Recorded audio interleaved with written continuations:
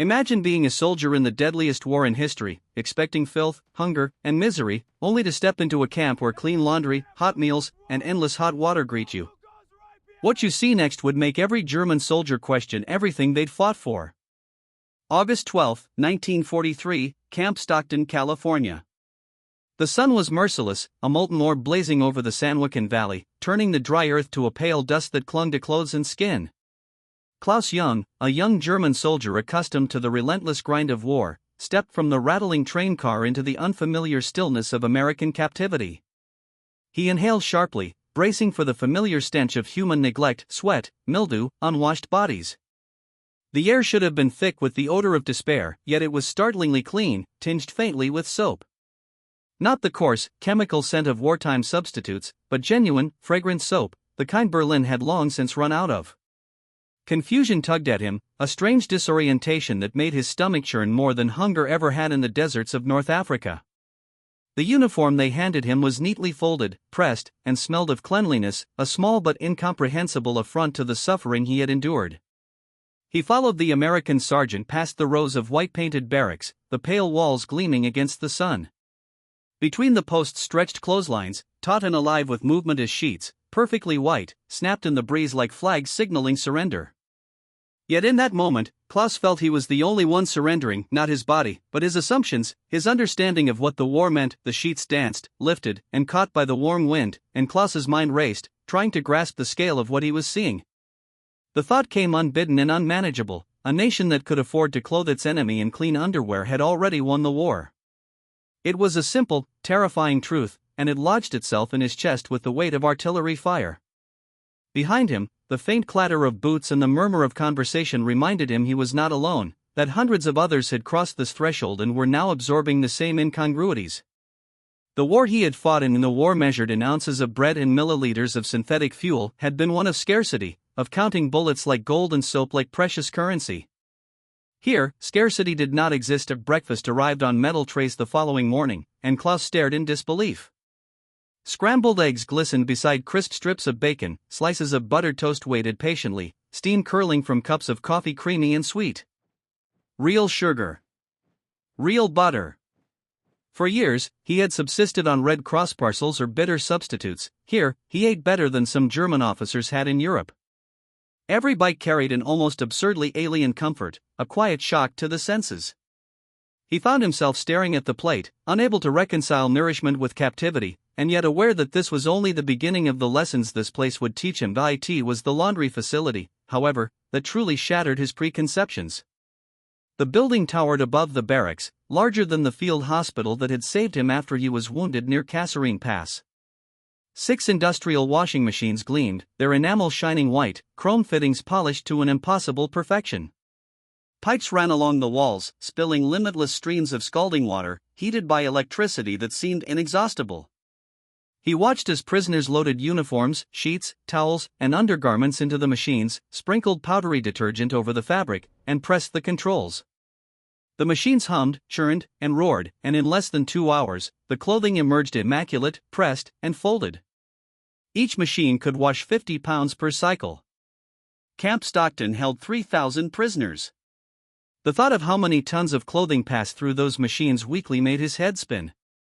Here, industry had not been strained, it had been harnessed to perform acts that in his experience should have been impossible. Weeks later, Otto Zimmermann arrived, hardened, skeptical, carrying the weariness of Sicily's shattered battlegrounds.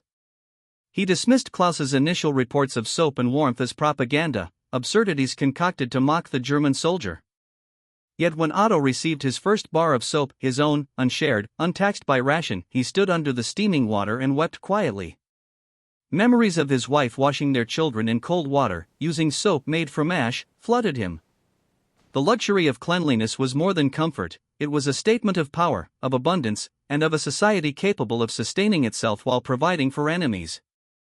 Every Monday, laundry was surrendered. By Wednesday, it returned, folded and pressed. No scrubbing, no prioritization, no moral calculus needed to determine what was worthy of soap. The Americans did not need to ration because they simply had enough of everything: water, energy, food, fuel, soap. Klaus's mental ledger of observations grew each day, and each entry carried a weight heavier than any artillery barrage he had survived. Refrigerated trucks delivered meat, fresh vegetables, dairy, bread, and the surplus was discarded, thrown into bins that would later feed local livestock. Electricity never failed, light-bathed barracks, offices, and guard towers alike through the night. Steel trucks trundled along the dirt roads, carrying supplies that German soldiers had died for, yet here they came freely to sustain prisoners with far more abundance than the front lines could ever hope to see. The camp itself was a microcosm of order and civilization in miniature. Baseball games played in the recreation yard, English lessons in converted barracks, and prisoners crafting their own entertainment under a lenient eye. Newspapers from Germany arrived weeks late, boasting victories and propaganda, but never a word of soap or electricity or clean sheets. Reality and myth were separated here in ways that were impossible to reconcile. Those clinging to illusions of victory, men like Hauptmann Wehrsteiner, steadfast in ideology, could not withstand the evidence. Klaus walked him past the laundry, the kitchens, and the brightly lit barracks, pointing to the plentiful medical supplies, the steaming food, the orderly distribution of everything. If Germany is winning, Klaus asked simply, why do prisoners eat better than soldiers in the field? Wehrsteiner had no answer. By late 1944, the camp had expanded further, adding more washing machines in a matter of days. Klaus thought of his unit in North Africa, waiting weeks for radios or ammunition. Here, efficiency and abundance were routine. The arithmetic of logistics had triumphed over valor and ideology. Christmas arrived, incongruously warm and dry, with prisoners baking cookies, decorating a tree, and celebrating under the desert sun, while Europe smoldered under bombs and fire. Letters arrived. Otto read his wife's desperate words describing starvation and destruction. He sat among the warmth, the food, the clean uniforms, and felt the cruel, suffocating irony. As spring advanced, the laundry machines had processed tens of thousands of loads, 500,000 pounds of clothing, chemicals that Germany needed for munitions now used to clean socks and sheets. Across the Atlantic, the Reich retreated. Allied armies advanced, and prisoners, clad in fresh socks and uniform, slowly absorbed a truth that the battlefield had never taught them: arithmetic cannot be defeated by courage alone. When news of surrender arrived in May 1945, Camp Stockton's routines persisted. Laundry ran, water flowed, and the white sheets fluttered defiantly in the sun. Repatriation began, and Klaus returned to a shattered Stuttgart. His mother washed clothes with ash soap over a cold tap. Nothing could replicate the Californian experience. For the rest of his life, Klaus carried the memory of clean laundry, a quiet symbol of a truth far greater than comfort: the power to sustain, to endure, to outlast. He bought a washing machine in his rebuilt home, ran the first load, and inhaled the scent of soap, the same lesson he had learned in the dry heat of California. Wars are not won solely by valor, tactics, or tanks. They are won by resources, by abundance, by the ability to provide while others struggle to scrape. Germany had fought with bravery, America had fought with sufficiency. And sufficiency, Klaus understood, always prevails. The morning sun rose over the Sanwakan Valley, casting lone, golden rays across the neatly ordered rows of white barracks. Klaus Young had been in Camp Stockton for weeks now, yet each day brought a new confrontation between his memories of scarcity and the surreal abundance surrounding him. The air smelled of soap, hot laundry, and dust, a combination so alien that it made him uneasy. He walked past the laundry facility, where the machines hummed in relentless rhythm, their chrome surfaces gleaming under the California sun, turning each pile of dirty uniforms into crisp, folded perfection. He still marveled that a nation at war could afford such luxury for its captives, a reality that gnawed at his pride as a soldier.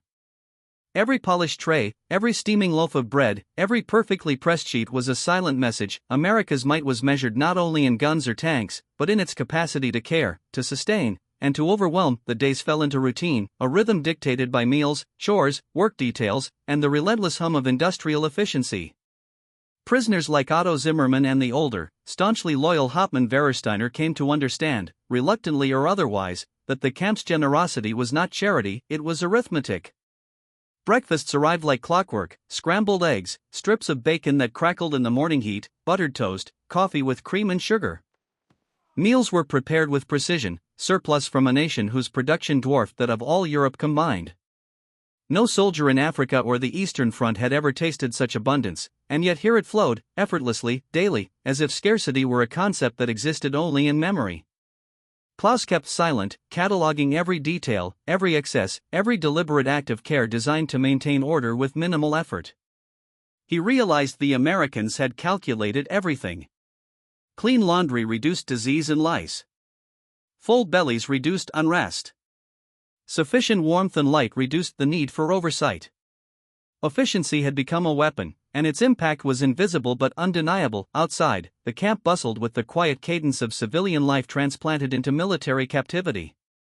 Baseball games played under the clear California sky, English lessons in converted barracks, prisoners crafting small pieces of furniture or carving toys from wood scraps. Conversations meandered between nostalgia and disbelief, stories of bombed cities and lost comrades shared over coffee and toast. Klaus watched a young Luftwaffe pilot carefully inspect a freshly pressed uniform, incredulous that it could feel soft, clean, and warm.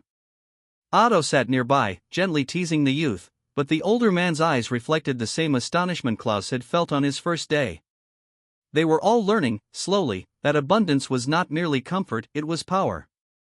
News arrived sporadically, smuggled newspapers weeks old, detailing victories, retreats, and claims of new Wunderwaffen. Prisoners read the pages, their hands trembling with a mix of hope and disbelief. Germany, they were told, was still strong, victory was imminent. Yet, the camp itself contradicted every line of propaganda. While their homeland burned under Allied bombardment, here, soldiers were provided warmth, nourishment, and cleanliness beyond imagination. Letters occasionally arrived from home, fragments of fear and deprivation. Otto read his wife's words of despair: starving children, destroyed homes, the relentless terror of air raids. Sitting in a warm barracks, surrounded by the gentle scent of laundry, he wept quietly.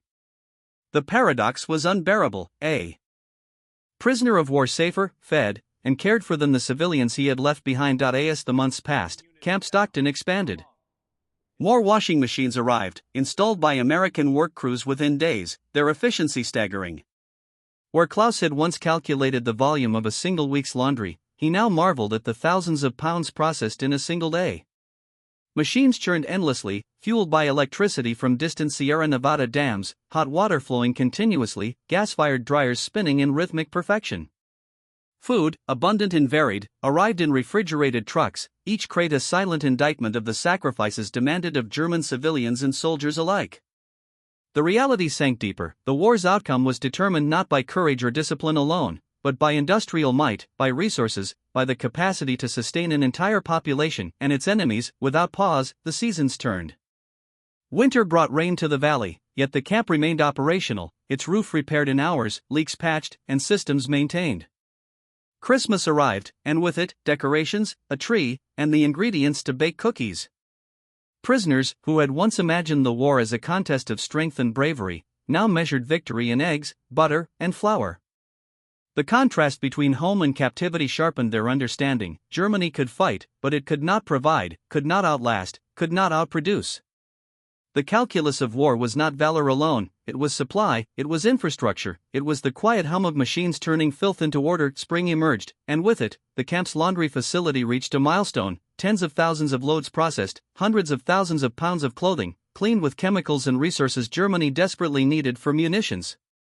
Each load was a silent demonstration of American capacity. Across the Atlantic, the Reich crumbled under the relentless advance of Allied armies.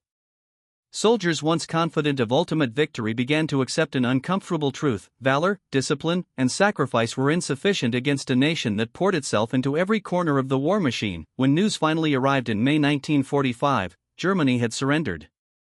Camp Stockton maintained its rhythm. Laundry machines spun, hot water flowed, white sheets fluttered on the lines. Prisoners, now veterans of captivity, processed the irony in silence. Repatriation commenced, and Klaus returned to a ruined Stuttgart, neighborhoods flattened, factories destroyed, electricity absent, water cold and rationed. His mother washed clothes over a tub with ash and fat, smoke rising from a small stove. Klaus observed, understanding that nothing could replicate the order, the warmth, the abundance he had witnessed in California. He said nothing, carrying instead the lesson learned in the valley: wealth, resources, and organization could triumph where courage alone faltered. For the remainder of his life, Klaus and his fellow former prisoners remembered the lesson of Camp Stockton. Clean laundry, hot meals, uninterrupted power, and abundant supplies became symbols of a larger truth: power is not measured solely in weapons, but in the ability to sustain, to outlast, and even to provide for one's enemies.